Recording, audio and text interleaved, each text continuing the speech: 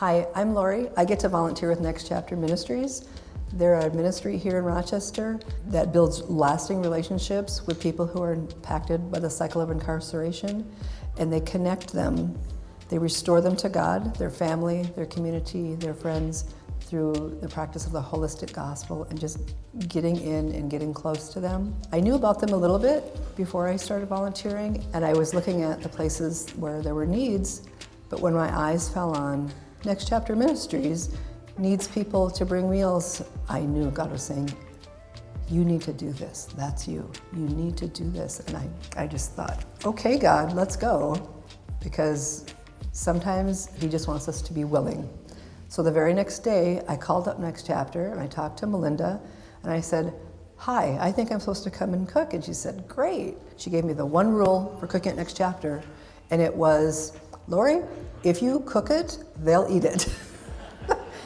First I started kind of slow. I didn't want to just go once. I wanted to make it something regular and not give it up. One day when I delivered supper, I noticed right as I was leaving, I would usually make a big pot, a crock pot full of something that was just regular, and then a smaller crock with something that had same thing, but a little more kick to it, a little more spicy, because I found out that the guys, most all of them like spicy. And as I left, I turned back and one of the young men caught my eye and he was switching the tags for spicy and regular. And I thought, I'm no longer just a volunteer.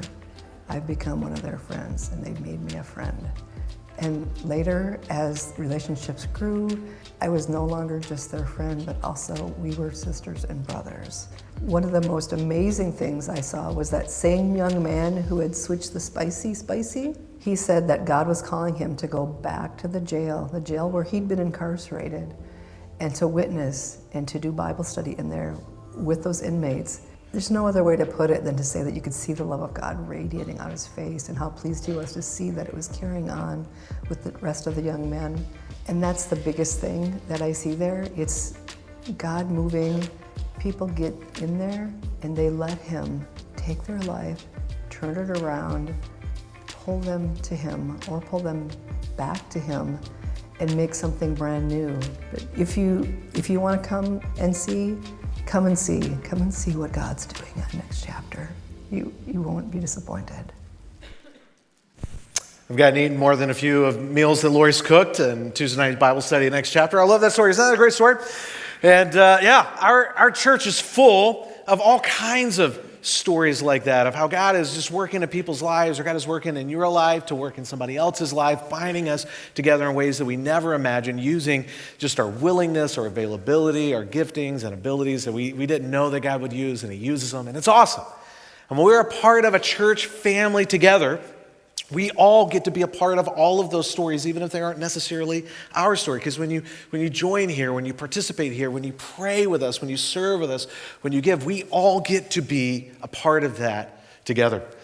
Right now, we're launching not just into the Christmas season, but this is normal for every church across America. We're entering into a season of year-end giving, and I'm asking you to prayerfully and carefully consider how you want to participate with us. And I hope that you will, because you engaging in year-end giving really helps our church finish strong in this financial year and be set up with momentum and well for all the opportunities and needs in the coming year. And a number of you have written me notes, let me know that you're excited to participate, and I really appreciate that. I'm so grateful for that. And if there's anyone here, and maybe you would look around and you're like, I like this church, this feels like my church, these are my people, and maybe giving isn't a step you've taken yet, I want to encourage you to use this as an opportunity to take a first step. I think you'll be glad that you did.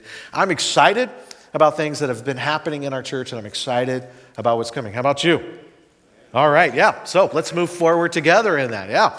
So today, we are kicking off a brand new Christmas series that'll take us through Christmas Eve. I don't know if you can read this, but it's Upside Down Christmas. And the reason we're calling it that is because if we can really see this holiday for what it is, if we're able to push past all the sentimentality that comes with Christmas, and I don't mean to be judgmental, I mean, enjoy all the things that come with Christmas, from the silly to the sacred, but if we're able to kind of pause and rise above all of that stuff and really see Jesus stripped away from all the cultural trappings that sometimes mute Him, and we can really see Him and see this holiday and see all that He has to bring, it might mess with us in really good ways. We might discover that he messes with our expectations. And if we put the weight of our life on Jesus, and I hope that you will, we might discover that he ends up flipping it all upside down. So today, I'm going to ask you to do this with me. Grab a Bible and open it up to the second half, the back half called the New Testament. We're going to look at the very first book in the New Testament, the Gospel of Matthew. We're going to start in Matthew chapter 1. Now, this is his up-close and personal biography of Jesus' life. And the cool thing about Matthew is he is an eyewitness, but more, he's also a close companion of Jesus. So as you're turning to Matthew chapter 1, I want to let you in on something. For some of you, it might be disappointing. What we're going to read today, you might feel like it is just mind-numbingly boring. When you're reading the Bible and you get to the genealogies where so-and-so was the father of so-and-so, tell the truth, Jesus is watching. Who skips over that? All right, you skip over that, and I understand it. Like, who's got time for that to read? Some dude whose name I can't pronounce was the father of some other guy whose name I can't pronounce.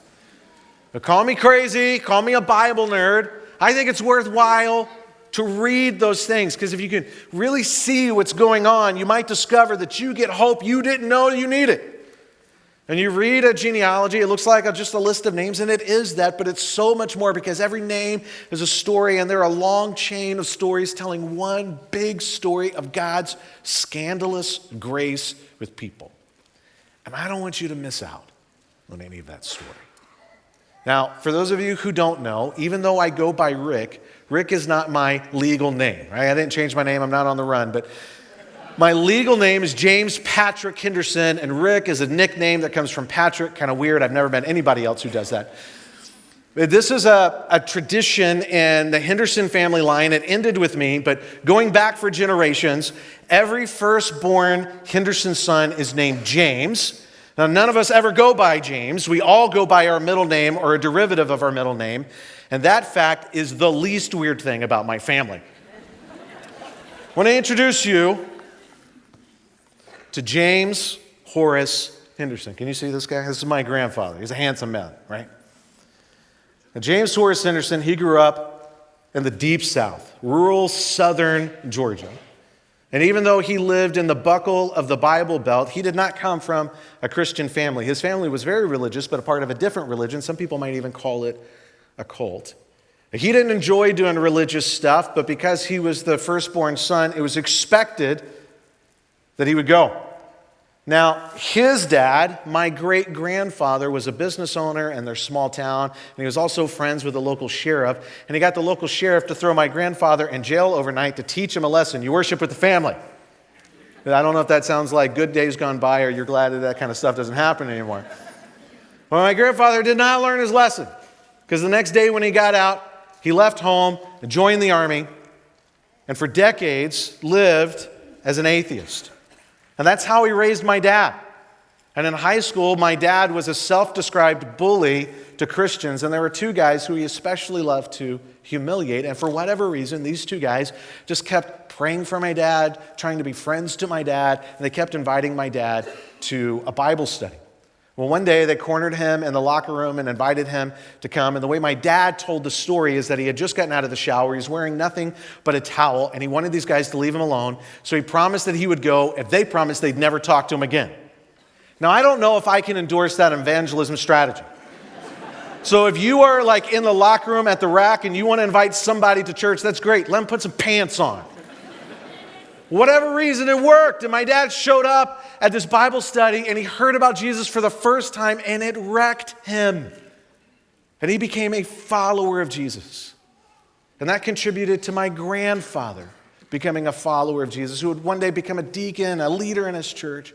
My dad would eventually become a pastor. And if you know anything about my story with my dad, his story gets complicated, especially the last 15, 20 years of his life. It's complicated, but I stand on his shoulders. He led me to faith in Jesus, and he encouraged me to become a pastor. A number of years ago, I decided I wanted to get a hold of one of those young guys, who's now an old guy, who led my dad to faith in Christ. And the backstory was, at this time in my life, I was a youth pastor, and I was trying to teach my students this. If you know Jesus, it's because somebody thought he was worth talking about and you were worth talking to. So, have you ever said thank you to that person? And I thought the way that I'll put that into practice, I'll see if I can get a hold of one of these guys. And I was able to find one of these guys whose name was Randy. And I wanted to call him and just say, thank you for enduring the abuse and the bullying from my dad. Thank you for praying for him and leading him to faith in Christ. And today, I'm a pastor, and you're a key part of that story. And so when I called Randy, what I did not know, bear with me, this is a bit emotional for me. Randy was on his deathbed. And Randy was having his own crisis of faith. And we shared a powerful conversation with more than a few tears. That God used that conversation to revitalize his faith before he took his last breath. It did more for Randy than I expected. It's kind of a neat way how the story comes full circle. This was the guy who brought the gospel to my family, and I got to encourage his faith at the end. So why do I tell this story? If I were to say to you, I'm James Patrick Henderson, son of James Michael Henderson, son of James Horace Henderson, you now know just saying that little stretch of my family history unpacks this expansive, intricate story of God's grace moving across decades to bring salvation to my family and to others. And that's why we don't skip the genealogies. And so we're going to read this together, Matthew chapter 1.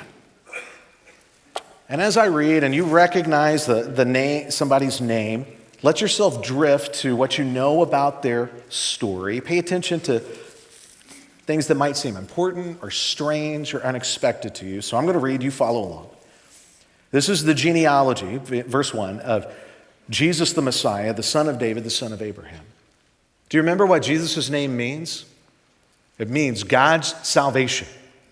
This was originally written in Greek genealogy. Quite literally, the word is Genesis. This is the Genesis of God's salvation, God coming to us, the anointed one, the son of David, the son of Abraham. Abraham was the father of Isaac. Isaac, the father of Jacob. Jacob, the father of Judah and his brothers. Judah, the father of Perez and Zerah, whose mother was Tamar. Perez was the father of Hezron. Hezron, the father of Ram. Ram, the father of Amminadab. Amminadab, the father of Nahshon. Nahshon, the father of Salmon. Salmon, the father of Boaz, whose mother was Rahab. Boaz, the father of Obed, whose mother was Ruth. Obed, the father of Jesse. And Jesse, the father of King David. Thank you for holding off on your amen so I could get through this. David was the father of Solomon, whose mother had been Uriah's wife. Solomon, the father of Rehoboam. Rehoboam, the father of Abijah. Abijah, the father of Asa. Asa, the father of Jehoshaphat. Jehoshaphat, the father of Jehoram. Jehoram, the father of Uzziah. Uzziah, the father of Jotham. Jotham, the father of Ahaz. Ahaz, the father of Hezekiah. Hezekiah, the father of Manasseh. Manasseh, the father of Amon. Amon, the father of Josiah. And Josiah, the father of Jeconiah and his brothers at the time of the exile to Babylon. After the exile to Babylon, Jeconiah was the father of Shealtiel. Shealtiel, the father of Zerubbabel. Zerubbabel, the father of Abihud. Abihud, the father of Eliakim. Eliakim, the father of Azor. Azor, the father of Zadok. Zadok, the father of Achim. Achim, the father of Elihud. Elihud, the father of Eleazar. Eleazar, the father of Mathan. Mathan, the father of Jacob. And Jacob, the father of Joseph, the husband of Mary, married the mother of Jesus, who was called the Messiah. Thus, there were 14 generations in all, from Abraham to David. 14 from David to the exile to Babylon, and 14 from the exile to the Messiah. All right, I'm looking around. I'm sensing that you guys are not as excited about this as I am. I don't know if anything stood out to you, but I think there is something that we can all see stood out to Matthew. He thought it was a big deal that there were 3 sets of 14 in the generations from Abraham to Jesus. I don't want anybody to get upset or to freak out. There weren't. He didn't lie. He didn't make up people who weren't included, but he did do some editing. He condensed it. There are people's names who we know are missing. He didn't include everybody. He edited in such a way to make those numbers work. Now, don't freak out. This is not a reason to downgrade your trust in the Bible. This is where a scholar like Tim Mackey, who's one of the co-founders of the Bible Project, I think he's very helpful for us. He says this is not a scandal. Leaving out generations to create symbolic numbers and genealogies is a common Hebrew literary practice, going all the way back to the genealogies in Genesis. The 10 generations of Genesis 5, the 70 descendants of Genesis 46 are a couple of examples. Ancient genealogies were ways of making theological claims. And Matthew's readers would have understood exactly what he was doing and why. Now, a little bit later, we're going to come back to the symbolism of the three sets of 14. We're going to come back to that because it's communicating something and it's important. But right now, I want you to notice this. Matthew is making a theological claim that Jesus is God with us. He is the answer. He's the fulfillment of all the prophecies and the promises from the Old Testament that God would send a Savior to rescue us from our moral mess and our sin. And that's good. But this bold, important theological claim that Matthew is making, he goes about making it really in a provocative way. And he's saying to us, if you can really see it, that Jesus is the one who we have been expecting, yet who we could never expect. So if you're a note taker, let's start here. Who he came from was unexpected. And in order to see what Matthew is communicating and how he's communicating it, we have to step into the shoes of a first century Jewish mindset. And I hope you're willing to try that with me today. So we got to do two things. We got to change how we think about our identity. If we're going to go first century Jewish mindset, instead of starting the story of ourselves beginning with us as individuals, our identity is really defined by our family and our ancestors and our broader community. Anybody who is raised in a more traditional non-Western culture, you do that naturally. The other thing we have to do that's going to be really tough for those of us who are products of a modern Western culture is we need to not think guilt innocence. We tend to think, are you a good person, bad person? That's guilt innocence. But to step into a first century Jewish mindset, we got to pivot to honor shame. That's what's really most important. And so our identity are defined not by ourselves, it's by our family and our ancestors, and we're thinking honor shame. And so in Jesus' day, it was common for people to share and promote their genealogies, and this is how you would do that. You would highlight all the honorable people, and you would just edit out everybody who was shady and a little shameful, because their shame was your shame too, even if you had nothing to do with it. And so this would have just been standard practice. You include all the honorable men in your family history and only the men. Ladies, women were not included in genealogies. And anybody who was shameful or had stories that you just didn't want people to know about, you just skip over them.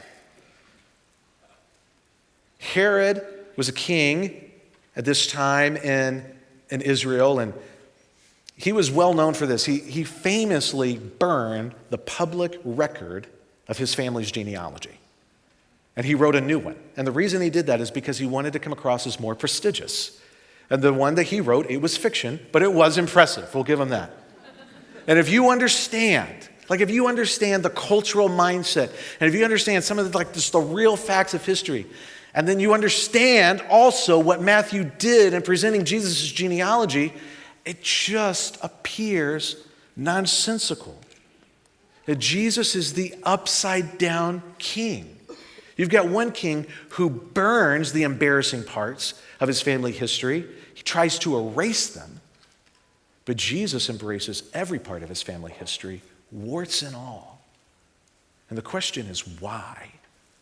Why would Matthew draw attention when he's getting to make some editorial decisions? Why would he draw attention to the kinds of stuff that most people in that culture would have just kept on the low? We can't talk about everybody. We're going to talk about a few people, a handful of people in Jesus' genealogy. Let's start with Judah and Tamar. Tamar is a woman, and Judah was her father-in-law. She married his oldest son, and he was killed before they had children. Now, this is just the way that it worked in that culture. If a woman was a widow, if her husband died before they had any kids, she married her deceased husband's brothers. And ladies, that might change who you marry. Now, Judah married her off to his second son. And I'm going to try and tell this story in such a way that if you brought kids with you today, that the ride home won't be too awkward. His second son married Tamar and did what husbands are supposed to do. But every time he did so in such a way to make sure she never got pregnant. And that sin was so gross that God killed him for it. The question is why? It's because he was willing to share a bed, but not willing to share the family wealth and resources with this woman. It was an intense level of greed married to an exploitation of her body. And God's response to the abuse of that woman was swift and severe. And so now Judah has 2 dead sons, and he's afraid for the third, so he tells Tamar she can't marry him. And that leaves her in a kind of cultural limbo. She can't get married, she can't have kids, and this makes her vulnerable. So she hatches a plan. So she decides she's going to pretend to be a prostitute and set up shop in a place where she knows her father-in-law is going to be traveling by. And you're like, wait a second, wouldn't he notice her? She's probably wearing a veil. They engage in business, and she gets pregnant. A couple of months go by, and she gets that baby bump. And it's scandalous for her family, and for Judah. He's so enraged that he's going to have her executed for bringing shame on the family. And when he brings her out to kill her, that's when she announces in front of everyone, well, you were the baby's daddy. And there's no real resolution to this story. All that we know is that he backs down, and this is amazing, he declares her more righteous than him. And the story is just, messy. Why would Matthew go out of his way to draw attention to that? Another woman, and this is unexpected, that Matthew included in the genealogy was Rahab. She was not ethnically Jewish. She was from Jericho. She was an innkeeper, and she was an actual prostitute. She was a woman of faith, and she placed faith in the God of Israel, and there was about to be a big battle between the Israelites and Jericho, and she courageously protected spies from Israel, and then after the battle, she joined that community. There's a lot to admire about her story, but remember, we're trying to think from a first century Jewish perspective. Why is Matthew highlighting an ethnically non-Jewish woman whose work history would not have added any cultural prestige to Jesus? Why? And then you got Ruth and Boaz, and her story is an incredible story of resilience and faith.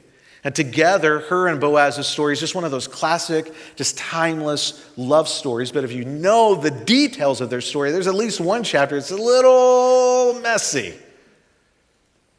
And again, this is the third woman in a row mentioned. It's not just 3 women. It's a third woman in a row who is not ethnically Jewish. And that may not be a big deal to us, but that was a big deal to them and that culture. Why is Matthew highlighting this part of Jesus' family history when most people would have just skipped over it?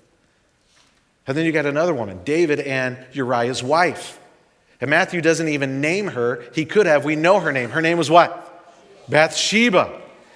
And not naming her was not a way to throw shade on her or to insult her. It was to shine a spotlight on the worst set of moral decisions David ever made. Uriah was a friend of David. And when Uriah was away, David used his position as a king to force her into his bed. She didn't seduce him. This wasn't consensual. This is more of a Harvey Weinstein kind of situation. And she gets pregnant. And in a last-ditch effort to try to cover up this mess that he made, David has Uriah murdered. Yuck. Why draw attention to grievous sin and a shameful chapter in the family history? There are many more stories that we could get into. Do you know Jeconiah and Zerubbabel? A couple of weeks ago, if you were here, part of the message was we emphasized that Israel, because of their sin, they were defeated by King Nebuchadnezzar, and a chunk of the population was taken into exile in Babylon. Jeconiah was one of the main reasons why. He was a wicked, rebellious king who refused to repent. As a matter of fact, he was so rebellious that God said, you cannot be on the throne anymore, and your family line is cut off from the throne. But 2 generations later, God reversed that decision and restored his grandson to the throne in kind of just in-your-face grace moment. And I love that aspect of God, because as a person with a long track record of sins, I like that. But the question remains, if the genealogy is presented as a way to demonstrate that Jesus is God with us, he is the answer to all the promises and prophecies of the Old Testament, or you're thinking from a cultural perspective that the way that you demonstrate how great Jesus is to show the best part of his family history, why present it this way? I love the answer of Herbert McCabe. He was a priest, a theologian, and philosopher. In one of his Christmas sermons, he said this: one aim of Matthew is to show that Jesus really was tied into the squalid realities of human life and sex and politics. The moral is too obvious to labor. Jesus did not belong to the nice, clean world. He belonged to a family of murderers, cheats, cowards, adulterers, and liars. He belonged to us and came to help us. That this is just a reality of Jesus that turns all the expectations upside down, especially for people with a religious mindset. Who were that group of religious leaders who always seemed to be in conflict with Jesus? They were called the what? Pharisees. Do you know what motivated the Pharisees? What motivated them was a desire for God to bless their nation and to bring renewal and spiritual revitalization to them. That's a great desire. Some of us might have the desire for our own country. But the way that they went about it, they believed that, they sincerely believed this, that if they kept the religious law and they even added even more rigorous rules to it, that they could get God to bless their country. And if they could get as many people as possible, whether people wanted to or not, that would cause God, that would move God to bless them and bring renewal. Now, going about it that way, this is what happened. It resulted, they created a culture of control and judgmentalism and imposing their strict ideas on other people. Now, the good news is religious people don't do that anymore. Always a temptation, right? The reason the Pharisees were so agitated with Jesus is he wouldn't get with their program.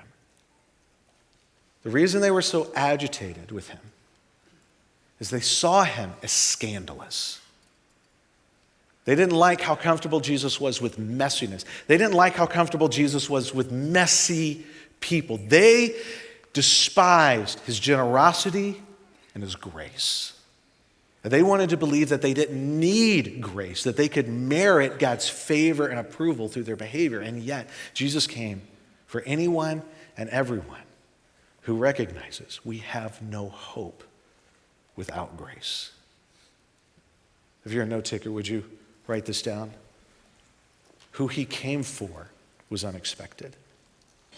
By Jesus' unashamed attachment to the line that he came from shows us exactly who he came for.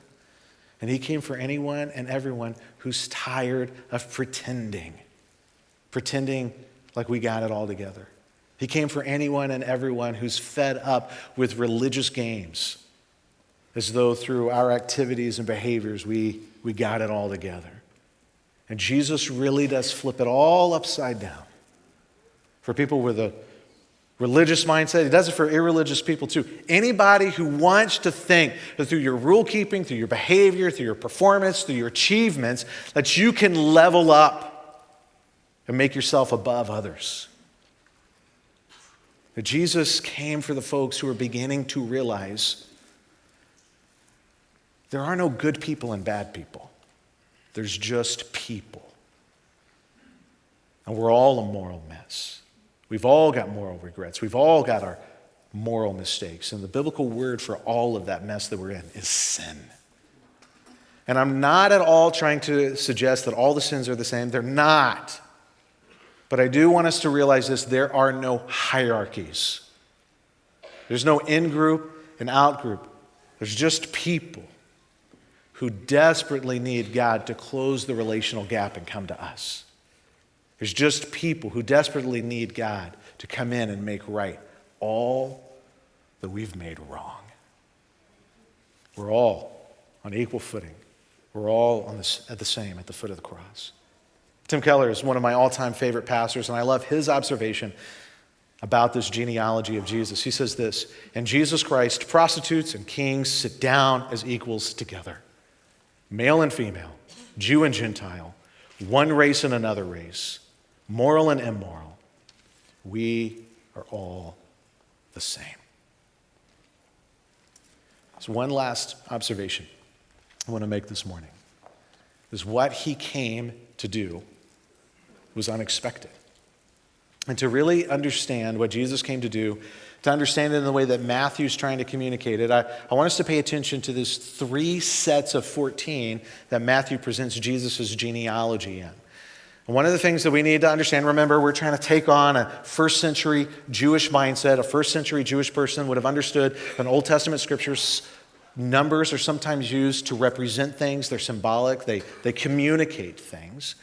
And sometimes if you really want to emphasize what a number represents, you would multiply that number. Here's an example. The number 7 represents a couple of things: perfection and rest. There's a time when one of Jesus' disciples, Peter, he was just fed up, I guess, forgiving the same person over and over again. Have you ever felt that way? So he comes to Jesus and says, "How many times do I got to forgive the same person over and over again? Is it 7 times? And Jesus said, "No, 70 times 7 times." Those numbers aren't arbitrary. They mean something. If we think about Jesus' genealogy, Matthew presents it as this 3 sets of 14. And let's just imagine Abraham to David, David to the exile to Jesus. 3 sets of 14. This is where I'm going to ask you just to hang with me a little bit. Maybe you're going to think that I'm off my rocker, and maybe I am, but if a number is sometimes multiplied for emphasis, 14 is 2 of what? 7. So 3 sets of 14 is 6 sets of 7.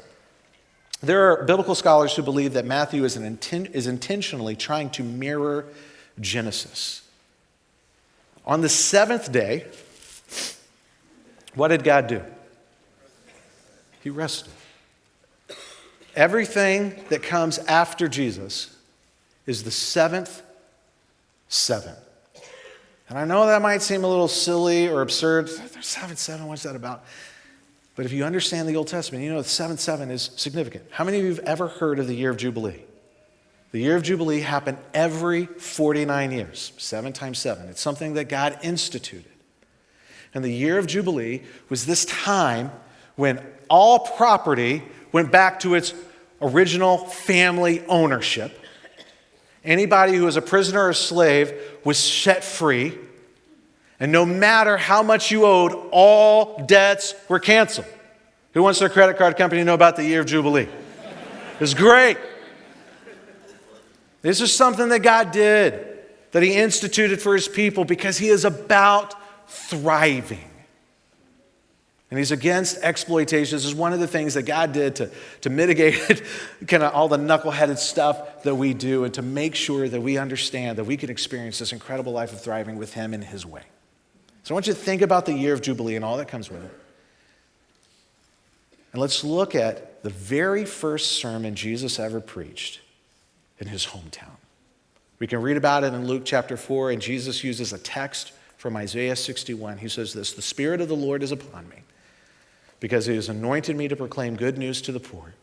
He has sent me to proclaim freedom for the prisoners and recovery of sight for the blind, to set the oppressed free, and to proclaim the year of the Lord's favor." I want to suggest to you today that Matthew set it up in this way, 3 sets of 14, to try to communicate to us so that we could see it. That Jesus made the rest of human history the year of Jubilee. Jesus made the rest of human history a time of freedom and renewal and starting over and the cancellation of debt and new life for everyone who would trust in him. And that's what we celebrate at Christmas. That's what we're remembering when we remember that Jesus came to us. How do you respond to that? How do you respond to him? I think there are a few things that should inspire us to awe, to marvel at just how good and kind and gracious he is. I think it should inspire humility in us. I think it should inspire intense gratitude in us. I think it should inspire in us, those of us who know him, a desire to share this with as many people as possible. And so we would encourage you to invite people from your life to come and be a part of a service with you, especially a Christmas Eve service, because people share what they love with who they love, and we want as many people to know what Jesus offers. I think it should inspire trust in us following him. Have you made that decision? To put the weight of your life on Jesus, to trust in him and follow him? This is the promise that he makes to us, that we just recognize I'm a sinner. You say, Jesus, I know that you died on the cross to pay for my sin and that you rose from the dead. I give my life to you, and I trust that you're going to give new life to me, that he would make us new. He would save us. Have you made that decision? I would invite you to trust and follow Jesus today.